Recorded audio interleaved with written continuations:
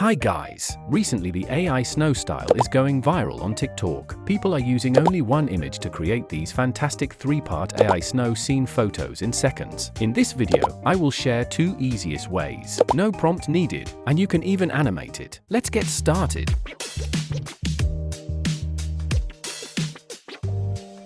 Method 1. AI Marvels for mobile devices. It is an app available on iOS and Android devices. The official link is also put in the description. You can easily find the AI snow effect on the home page. One is for image, the other is for video. Tap the image one and import your photo to continue, and it will create the AI snow scene photos in seconds. Pretty awesome. So as the video version, only with one image, and you can animate it like this. Feel free to explore more and share your work with friends. Method 2. Hit Photo for PC. The software is a powerful AI image generator and photo editor. We want to open the AI generator in the toolbox. Unfold the templates, and you can find the trending AI snow effects. Click on it, and click on Remix. You can notice that the prompt is automatically written for you. All we need to do is import an image.